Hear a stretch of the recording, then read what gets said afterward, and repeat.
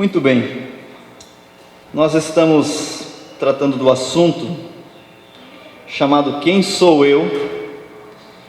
E para cada pergunta, que é a mesma, né? Que nós fazemos, quem sou eu? Nós temos uma resposta, porque nós temos a consolação de que em Cristo nós temos uma plena certeza e confiança de que nós temos uma identidade, né?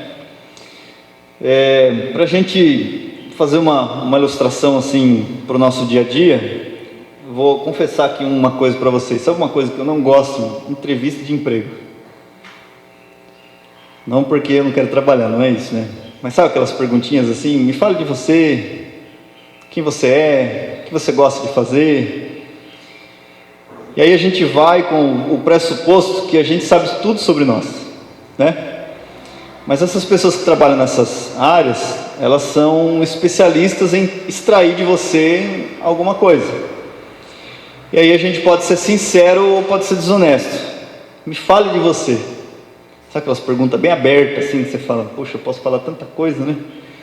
Mas e agora? O que eu vou falar? O que vai ser? Qual vai ser a resposta? Isso pode se dar numa entrevista de emprego, pode se dar numa gincana, alguma coisa do tipo assim. Mas é uma pergunta que é um tanto chato, né? Eu, particularmente, não sou muito fã, não. Por quê? Porque a gente tem a tentação, vamos dizer assim, de não falar realmente quem nós somos. Que ao longo do tempo, com a experiência de 3 meses, aquilo pode se tornar uma verdade ou não, né? Por que eu estou falando isso? Porque assim, muitas vezes não, nós não sabemos quem nós somos de fato. Mas o Evangelho, ele nos mostra quem nós somos no nosso pior estado, mas mostra também que nós podemos ser restaurados à pessoa de Jesus Cristo, por Cristo Jesus, que é um resgate para o maior pecador. Não importa se a pessoa ora esteve na presença de Deus e saiu e foi viver a vida como ele achou e depois ele retornou, e que todo mundo vai apontar o dedo, mas o que você quer falar? Você já fez isso, já fez aquilo.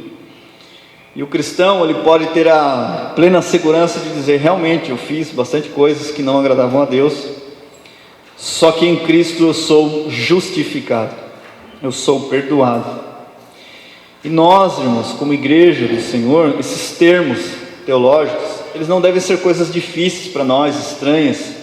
Deve ser uma coisa que a gente traz para a nossa vida, porque isto é doutrina da palavra de Deus.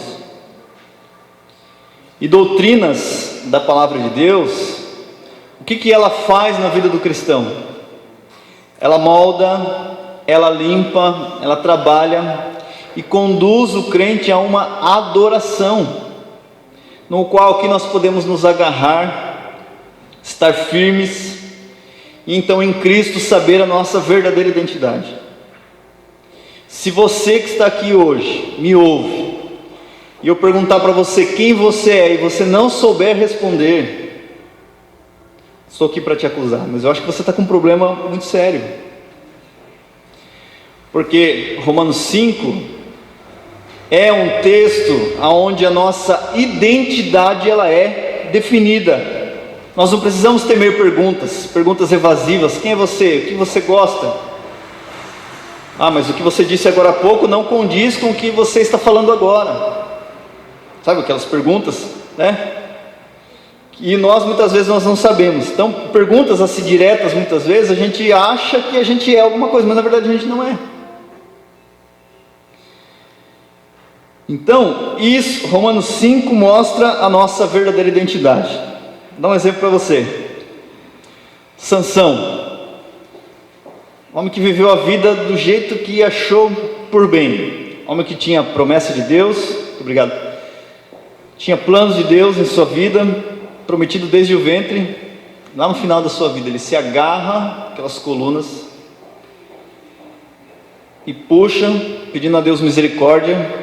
Ele morre e outras pessoas morrem, mas ele teve aonde se agarrar.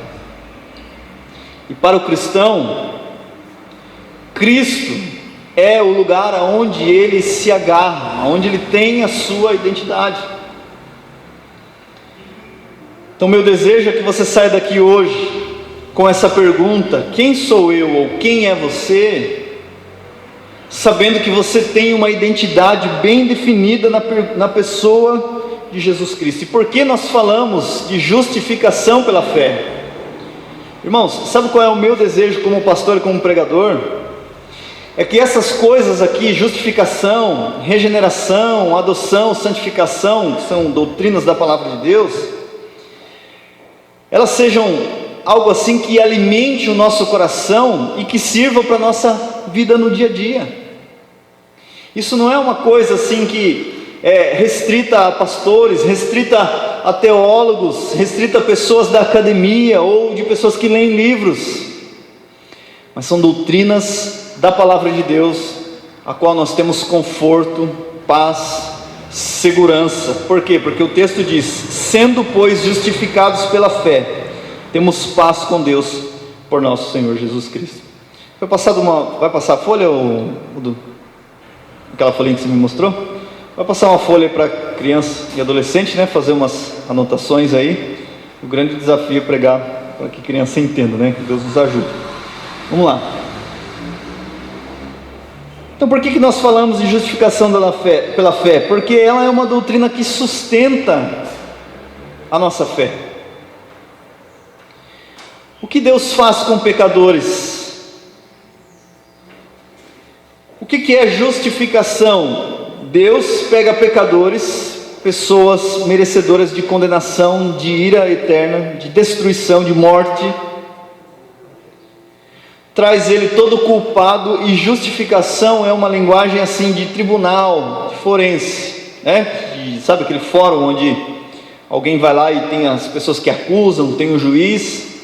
Agora imagine alguém cheio de crimes, cheio de delitos, em que todo mundo olha e fala assim: esse é culpado, não há escapatória para ele, não tem como ele fugir.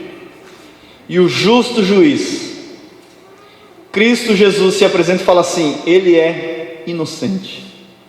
Então isto é ser justificado por Deus.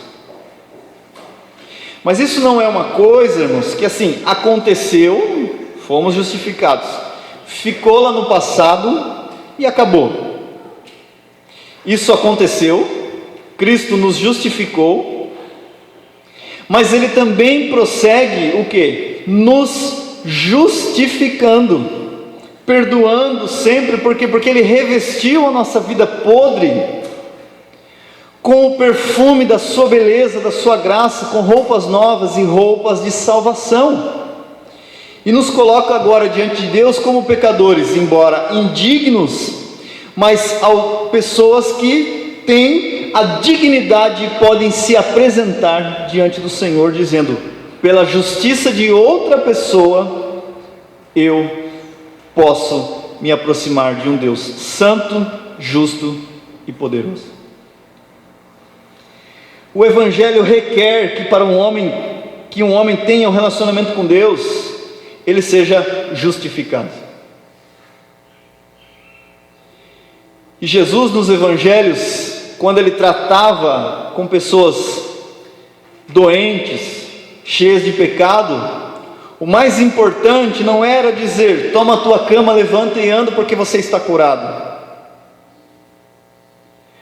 A primeira coisa que Jesus fazia é: filho, os teus pecados estão perdoados, porque essa é a doença que afasta o homem de Deus.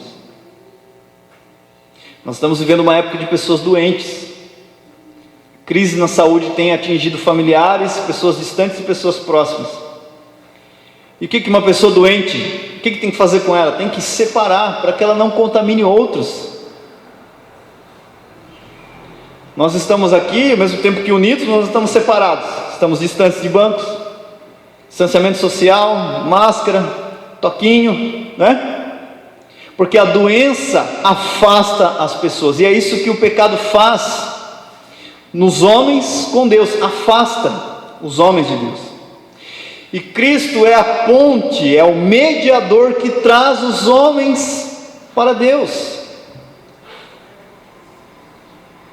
Esse Jesus tão bom, tão puro, tão belo, Ele não é alguém que chega perto de nós e fala assim: vem aqui, porque eu não aguento o seu mau cheiro do seu pecado. Não, Ele vem com toda a nossa podridão, com toda a nossa feiura, a nossa indignidade, e nos limpa.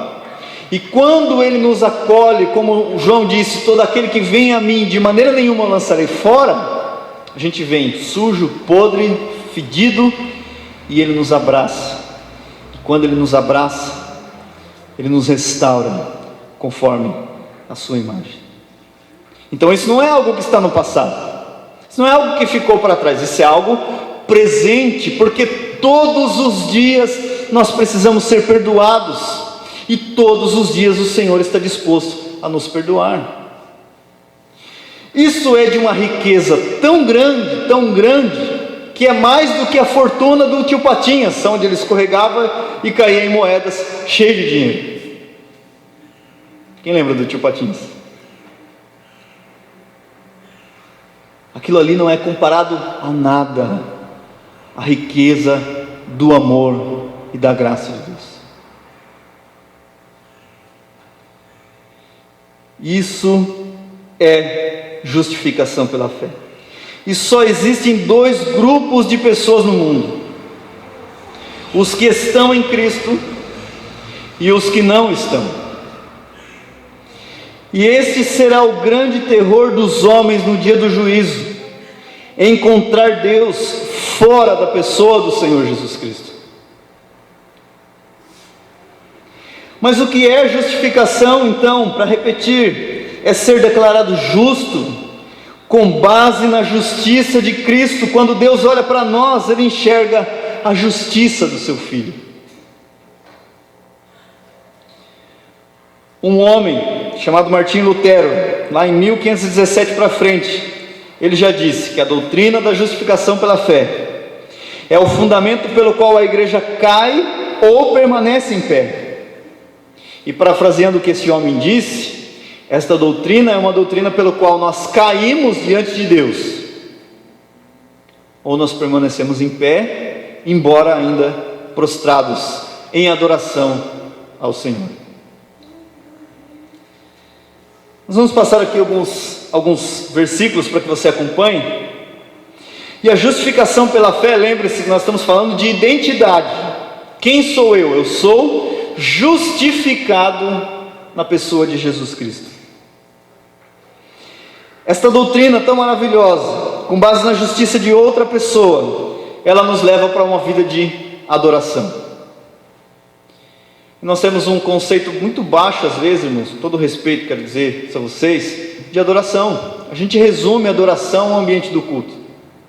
Não que aqui não seja, né? Nós começamos o culto lendo uns salmos, ou seja, oramos, adoramos a Deus pela palavra, nós cantamos louvores a Deus, nós oramos e nós ouvimos a palavra. Mas existem outros momentos importantes da adoração, e esse está ocorrendo agora, no momento da pregação da palavra. Porque se você está entendendo a palavra, se você está absorvendo a palavra, é natural que aconteça que você comece a adorar a Deus, dizendo: Senhor, eu sou tão indigno, e o Senhor ainda tem tratado a minha vida. Quanto pecado há em mim, e ainda o Senhor está trabalhando na minha vida. E você começa a se prostrar em adoração a Deus. E o outro momento é quando estas verdades da palavra de Deus, no dia a dia, elas são reais para a nossa vida. Porque o domingo vai acabar, mas esse momento de culto aqui vai acabar. Mas nós vamos chegar em casa, a nossa vida de maneira ordinária vai prosseguir, nós vamos fazer almoço, nós vamos ficar com a família, nós vamos descansar, no outro dia nós vamos trabalhar. E aí eu quero perguntar para você refletir. Ontem eu estava lendo um livro que ele fala assim que a maneira mais efetiva da comunicação é fazer perguntas. Eu falei, então deu no que eu gosto, porque eu gosto de perguntar mesmo. Isso aqui tem uma implicação diária para a sua vida? Se não está fazendo nenhuma diferença, pode começar a fazer. Isso que é o maravilhoso. Isso que é o glorioso do Evangelho. Porque Romanos 5 é um salto de condenação para a salvação, aonde as bênçãos de ser justificado, elas nos acompanham. E é no dia a dia, é a todo momento. Então, justificação pela fé é uma doutrina que nos leva a uma vida de adoração. Veja Romanos 11, 33 ao 36. Olha o que Paulo diz. E quando ele diz aqui, ó profundidade da riqueza, é como se ele não encontrasse palavras para descrever quão maravilhoso é a sabedoria de Deus. E eu acho isso tão sensacional, porque Romanos 11, do 33 ao 36, é um momento de transição. Que momento de transição é esse? Paulo está ensinando a igreja de Roma um corpo de doutrinas muito sólido, muito maravilhoso, complexo até, mas muito glorioso, falando de salvação, de pecado, de graça. E quando ele vai fazer essa transição para o capítulo 12, rogando aquela igreja para que apresente os seus corpos em sacrifício vivo, santo e agradável a Deus, o que ele faz? Ele quase não se contém em adoração a Deus, tanto da sabedoria como do conhecimento de Deus. Quão insondáveis são os seus juízos, e quão inescrutáveis são os seus caminhos. Isso inclui salvar pecadores iguais a mim e iguais a você. Quem, pois, conheceu a mente do Senhor, ou quem pode ser o seu conselheiro? Quem primeiro deu a Ele, para que venha a ser recompensado? Porque dele, por meio dele e para Ele são todas as coisas. A Ele, pois, a glória eternamente. Amém. Efésios 2,4 diz assim: mas Deus, que é rico em misericórdia.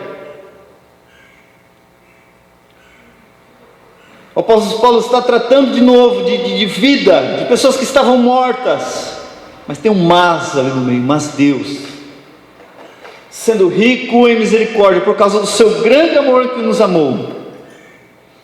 Logo, para a pergunta, quem sou eu?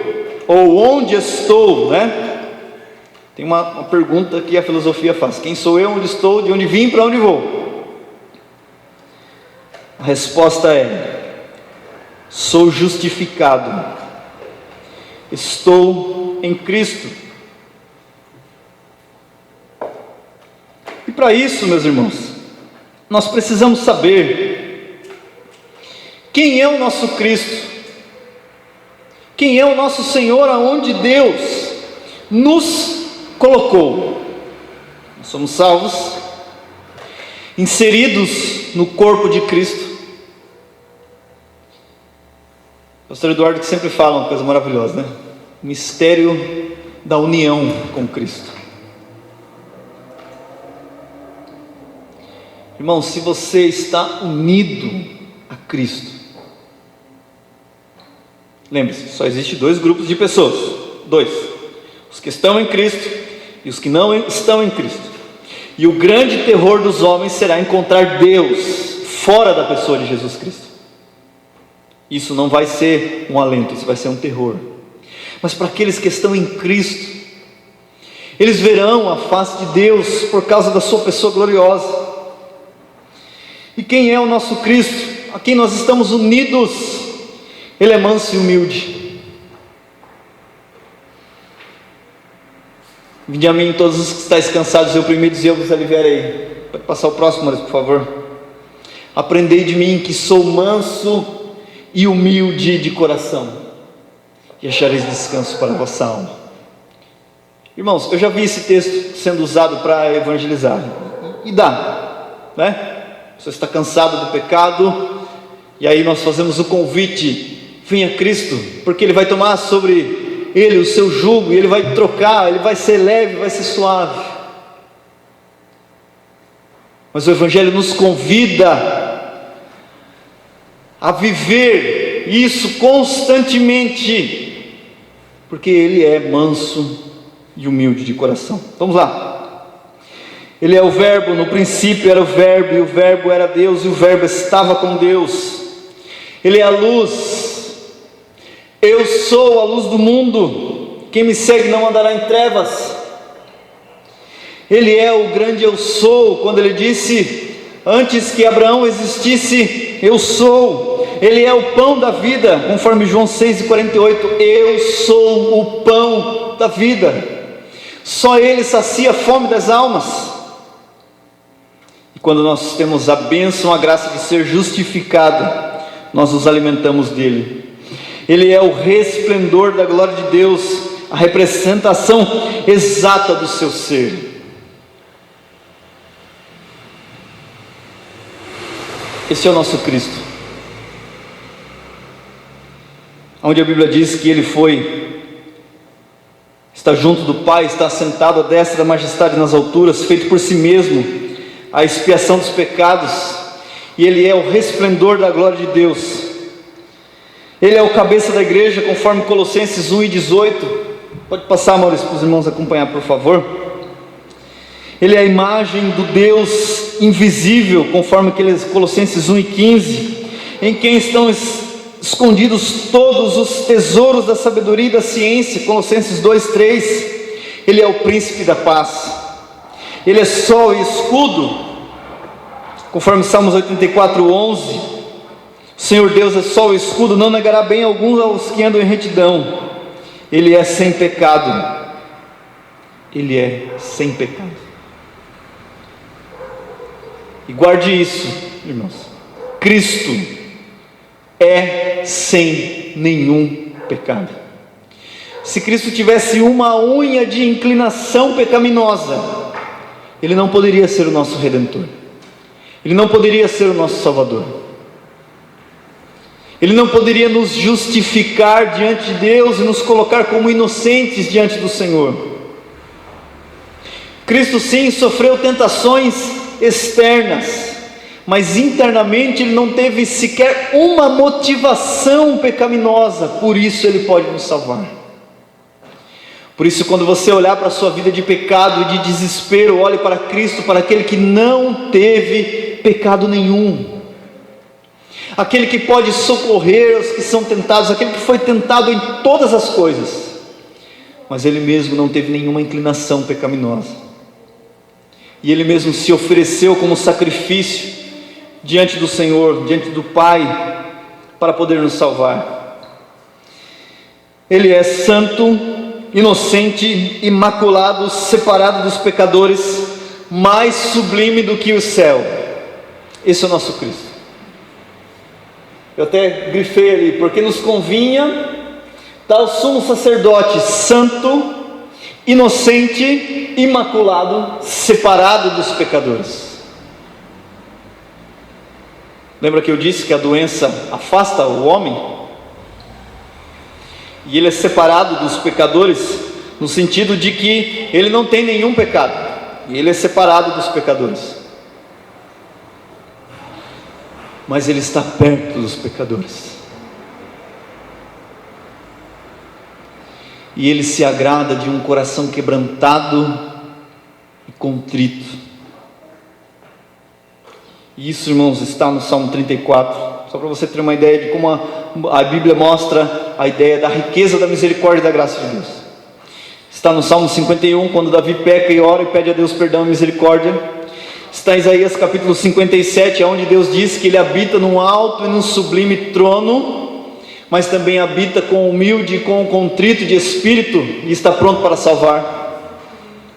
No Salmo 145, diz que perto está o Senhor de todos os que o invocam, e o invocam em verdade.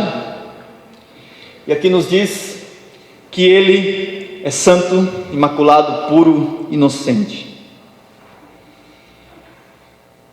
E é bem verdade que muitas vezes o nosso coração ele anda tão endurecido, mas tão endurecido, que nós não conseguimos perceber como o nosso coração está duro. E este é o momento que a palavra de Deus nos desafia para uma rendição.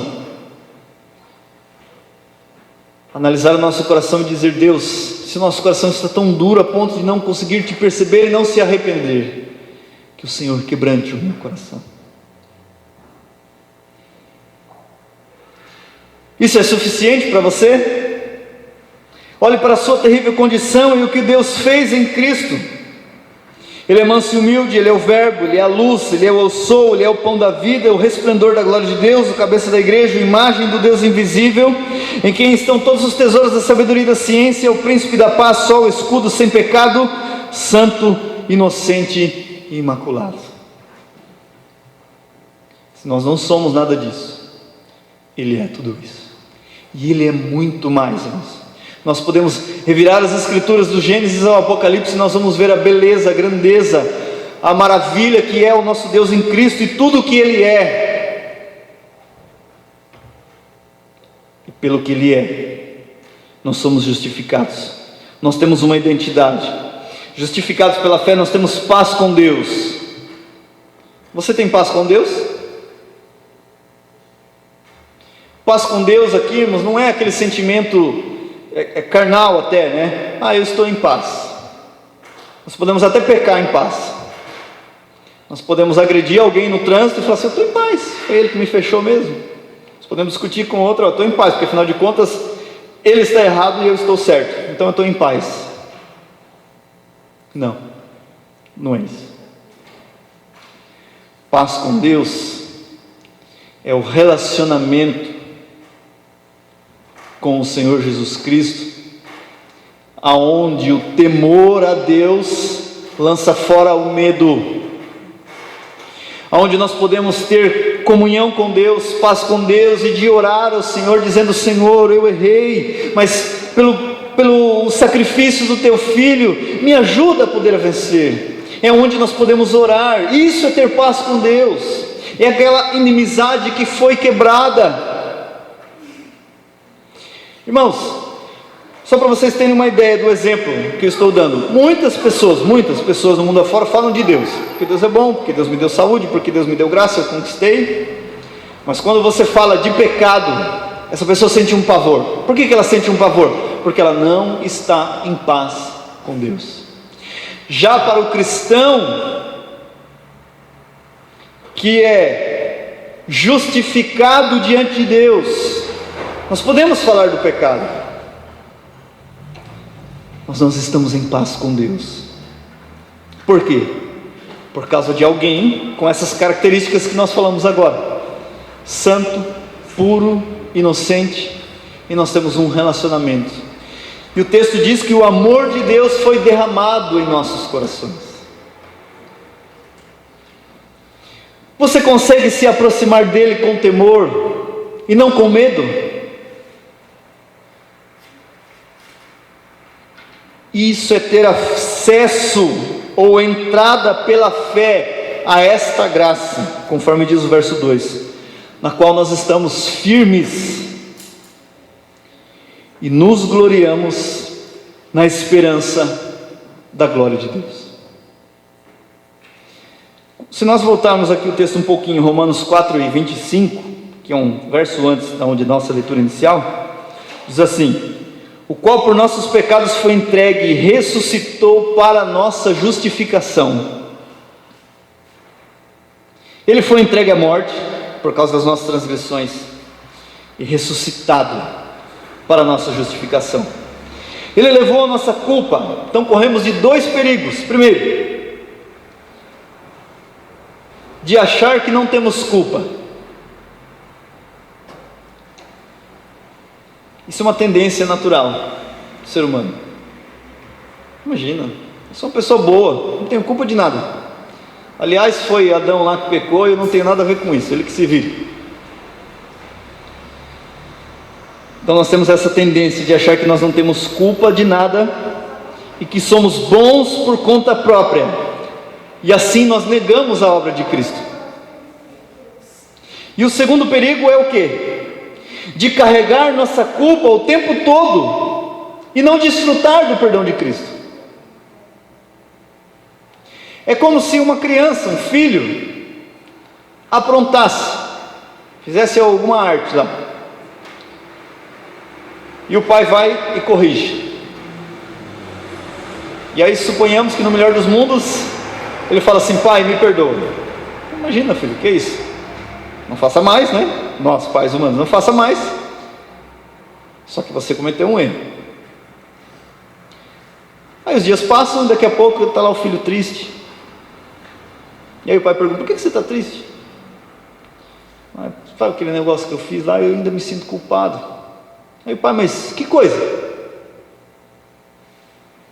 Aquele momento lá que eu aprontei. Mas eu nem estava lembrando disso mais. Então, irmãos, que Deus em Cristo nos ajude, que a nossa identidade, se é que temos uma em Cristo Jesus, nos ajude a nos livrar dessas duas coisas, de achar que nós não temos culpa de nada, ou então de carregar uma culpa o tempo todo e não desfrutar o perdão de Cristo. Pela fé temos entrado a esta graça na qual estamos firmes e nos gloriamos na esperança da glória de Deus. Você pode achar que tem paz com Deus quando está tudo bem ou quando o pecado parece normal para você. Mas paz não é medida por coisas externas, mas ela tem um parâmetro de medida: estar em Cristo. E se você não estiver nele no dia do julgamento, ele mostrará a sua face irada contra todo o pecado e injustiça. E qual a promessa para os justificados?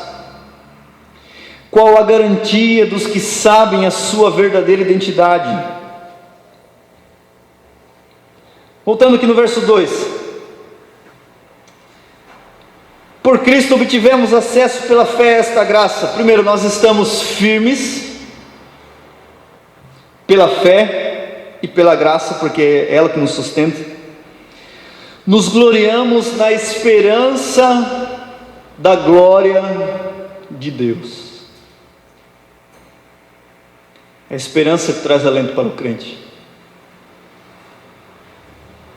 Porque nós ficamos aqui: poxa, quando a pandemia passar, e se não tivesse acontecido, e se, irmãos, no Evangelho não tem e se.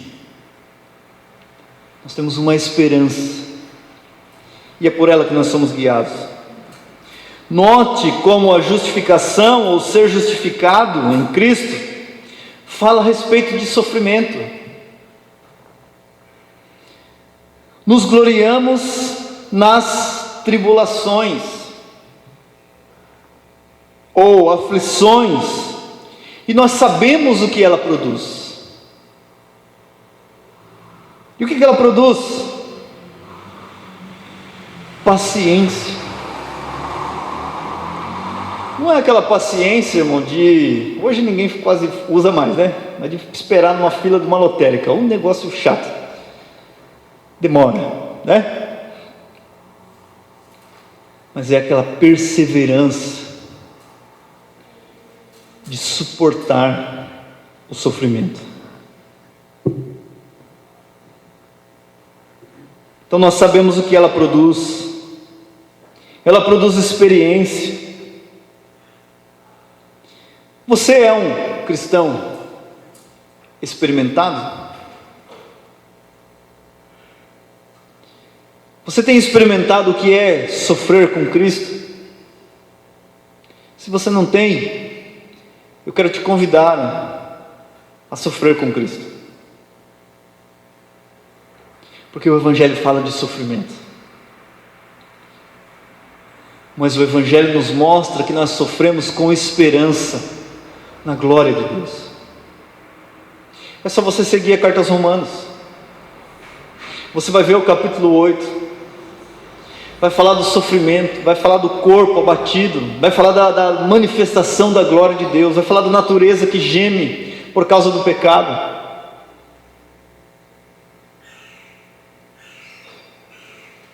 Assim como a paciência ou a perseverança produz experiência, e através disso nós podemos ser alguém que pode ajudar a outras pessoas, porque você mesmo já foi experimentado por Deus. O nosso Senhor é um Senhor experimentado, sofrido, Você conhece a passagem de Isaías 53? Ali fala de um homem que não tinha beleza, que foi subindo como uma terra seca, desprezível, mas era alguém experimentado, era um homem de dores. E ali o profeta está apontando para Jesus, o homem de dores. Ele nos justificou para mostrar as riquezas da sua graça, conforme Efésios 2:7. As riquezas da sua graça nos séculos vindouros. E quando aqui a Bíblia está falando assim de séculos vindouros, ela está falando, irmãos, olha só, Efésios 2:7, para nos mostrar nos séculos vindouros as abundantes riquezas da sua graça, pela sua benignidade para conosco em Cristo Jesus. Aqui nós estamos falando de primeiro século, aí vem o século 2, 3, 4, até chegar na nossa era. A manifestação da graça de Deus está agindo nos tempos, mas também chegará um dia em que nós estaremos diante dele para todos sempre, pelos séculos dos séculos, e nós estaremos desfrutando das riquezas da graça de Deus eternamente, na restauração de todas as coisas. Você tem a riqueza da graça, um tesouro inestimável ao seu alcance. Nós temos a água que sacia, João 4,14, quando Jesus disse: mas aquele que beber da água que eu lhe der nunca terá sede. Ele é pão que alimenta, conforme João 6,48, eu sou o pão da vida. Ele é conforto, segundo os Coríntios 1:3, bendito seja o Deus e Pai de nosso Senhor e Salvador Jesus Cristo, que nos consola em toda a nossa tribulação e angústia.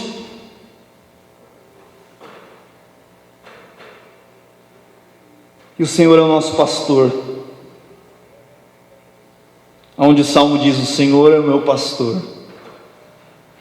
E uma melhor tradução seria: de nada terei falta, porque ter o Senhor como pastor é melhor do que ter todas as coisas. Você tem uma identidade eterna. Cristo te justificou com uma obra eterna, para que, vivo para Deus, você o sirva. Vamos ler esse texto de Hebreus capítulo 9 e o verso 14, onde diz assim: quanto mais o sangue de Cristo, que pelo Espírito eterno se ofereceu a si mesmo, imaculado a Deus, purificará a vossa consciência das obras mortas, para servirdes ao Deus vivo. E por isso é mediador de um novo testamento, para que, intervindo a morte para a remissão das transgressões que havia debaixo do primeiro testamento, os chamados recebam a promessa da herança eterna. E eu quero destacar aqui duas palavras, uma no verso 14 e a outra no verso 15, que é Espírito eterno e herança eterna.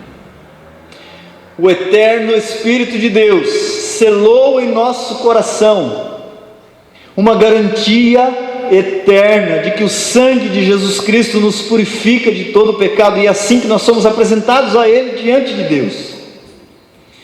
Nós vivemos uma época, eu acho que isso ainda existe, né? Onde alguns irmãos, talvez bem intencionados, mas de maneira assim que não tenham conhecimento, quando vai expulsar o demônio, diz assim: o sangue de Jesus tem poder. Talvez vocês já tenham visto isso, né? Mas não é essa a função. O sangue de Cristo, ele nos purifica de todo o nosso pecado. Isso não é, como eu disse, uma coisa que ficou no passado, fomos perdoados e agora nós não pecamos mais, estamos ilesos, imunes. Não. Todos os dias nós temos esta garantia de que o sangue de Jesus Cristo nos purifica de todo pecado. Cristo nos convida e Ele garante ser a própria justiça daqueles que creem. Crianças, adolescentes, jovens, adultos, anciãos, amem a Cristo com todas as suas forças. Nós podemos resumir isso: amem a Cristo com todas as suas forças. Não se alimente das migalhas do pecado. São sobras mortais de uma comida venenosa que se apresenta como bela e com falsas promessas de saciar a fome. Ser justificado em Cristo não é ter um documento falso, também não é dizer Senhor, Senhor e ouvir dele, não vos conheço, mas é ter a certeza de que ele é o nosso advogado, mediador, nosso irmão, nosso pastor. Por tudo que ele é, nós somos justificados. Eu acho que eu coloquei ali 2 Timóteo 2,19, que é um texto que diz assim: o Senhor conhece os que são seus, e qualquer um que profere o nome de Cristo, aparte-se da iniquidade. O mais confortante, irmãos, do que conhecer a Deus, é saber que nós somos conhecidos dele. O Senhor conhece os que são seus. Se você pertence a ele, nenhum pecado, nenhuma migalha, nenhuma miséria deste mundo vai satisfazer a tua alma. Só ele mesmo. Você anda atormentado por seus pecados, ele perdoa. Não sabe ao certo quem você é e para o que você foi criado, ele te dá uma nova vida. Você se acha justo e bom, ele diz que você não é bom, e que só ele pode te apresentar como bendito do Pai, naquele grande dia, onde ele dirá: vinde benditos de meu Pai, para o reino que você está preparado desde a fundação do mundo. Então, se você que está aqui hoje me ouve, não sabe quem você é, quero te dizer que se você pertence a Cristo, você tem uma identidade, você é justificado, e você pode se apropriar dessas bênçãos do Evangelho, de ser justificado, de ser adotado como um filho de Deus, de ser regenerado para uma nova vida e de ser santificado. Nenhum cristão genuíno pode dizer: eu não sei quem eu sou e quem eu sirvo. Mas se você está nessa condição, se você se acha justo e bom, ou se você acha o maior dos pecadores, há um resgate maravilhoso através da pessoa de Jesus Cristo. Amém, irmãos? Vocês conseguiram compreender? Que Deus nos ajude a entender a nossa verdadeira identidade e quem nós somos. Que perguntas diretas não nos constranjam, mas que nós possamos saber a resposta certa a ser dada. Que nós temos uma identidade em Cristo Jesus. Amém?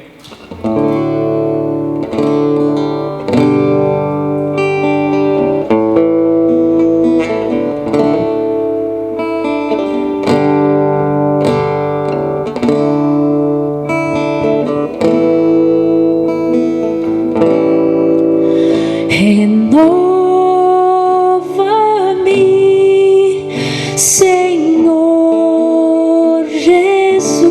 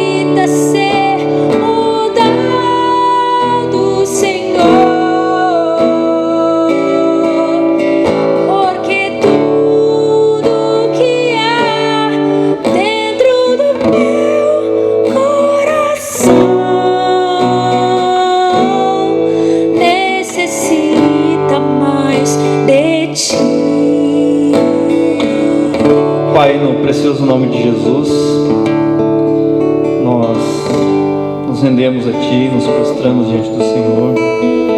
Ó Deus, o Senhor é aquele que conhece o profundo e o escondido. Nada está longe ou oculto dos Teus olhos. Ó Deus, Tu tens proporcionado por meio de Jesus Cristo tantas bênçãos, tanta graça, e ser justificado por causa do Teu Filho é uma delas. É tão maravilhoso, Senhor, saber que nós temos uma identidade, que a Tua obra, Senhor, rompeu com o pecado, que a Tua obra nos livrou da condenação eterna e nos dá a esperança de nos gloriarmos na esperança da glória de Deus. Ó Senhor, nós Te louvamos. As palavras nos fogem para expressar o como o Senhor é bom e tem misericórdia de nós. Portanto, ó Deus, pelo poder da pregação da Tua palavra, que o Senhor trabalhe no coração da Tua igreja, que o Senhor faça aquilo que eu não posso fazer. Eu sou um mero transmissor, mas o Senhor é Deus que vela pela Tua palavra. O Senhor é Deus poderoso, Deus grande, Deus bondoso, misericordioso e perdoador, aquele que tem prazer em ouvir pecadores e atender. Portanto, Senhor, eu peço a Deus que o Senhor tenha misericórdia, ajude os Teus filhos, dando a eles graça, para a honra e glória do Teu Filho amado Jesus, pela beleza do Teu Espírito Santo. Amém.